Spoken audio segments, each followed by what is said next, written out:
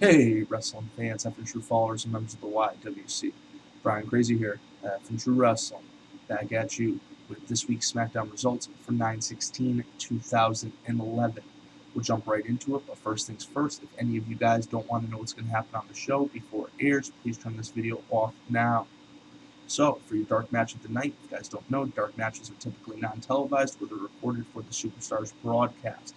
We see Tamina lose to Alicia Fox. Then we start off the show. It is Edge Appreciation Night. Edge is back for one night only and gets a huge pop from the Toronto, Ontario crowd. Cody Rhodes ends up interrupting. He tries to give Edge a paper bag, but gives it right back to him. Then we see Cody leaves the ring and goes to hand out bags to the fans, but gets decked by Ted DiBiase, who's playing in the crowd as a fan. So we see Ted DiBiase and Rhodes. Is this going to start up a feud over the Intercontinental title? It would be great to see Ted DiBiase get pushed. We see Daniel Bryan defeat Sin Cara by disqualification after Sin Cara would not stop hitting him in the corner. After the match, the original Sin Cara, that's Mystico, comes out and they stare each other down. If you guys don't know, the original Sin Cara, Mystico, served a suspension in the WWE. He had injections in his knee. It showed up as a steroid. There was some controversy going back and forth, but he is back. But while he was gone, a developmental wrestler by the name of Honico was playing Sin Cara. So this is setting up a feud that they've been talked about for that has been talked about for weeks. Sin Cara versus Sin Cara. I'm pretty excited about this. Not only do we get to see the start of the Sin Cara versus Sin Cara feud, Ted DiBiase possibly against Cody Rhodes, but Edge returning. And I mean, we're only 3 segments into the night. It seems like SmackDown is going to be on fire this week. But let's keep the show going. Then we see a backstage segment with Teddy Long and Zack Ryder. Ratty has instituted a no contact order for Randy Orton and Mark Henry tonight.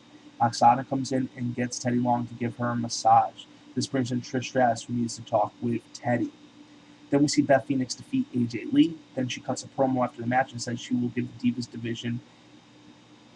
She will save the Divas division after beating Kelly at Night of Champions.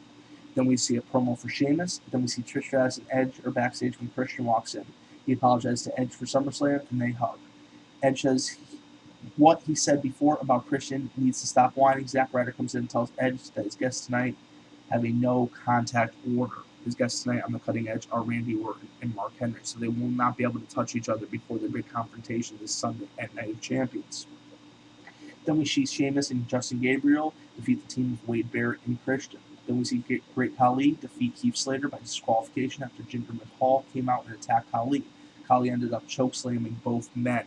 Yes, I want to see Khali take out Jinder Mahal. I'm tired of him being subservient to him. The storyline was all right for the first few weeks, but Khali needs to be dominant like he was back in 2007.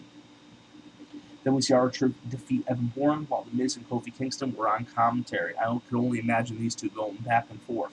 And then we see Edge come out for the cutting edge and introduces Mark Henry and Randy Orton. So it sounds like a pretty good night on SmackDown. I can't wait to see it firsthand. I'll bring you a full review.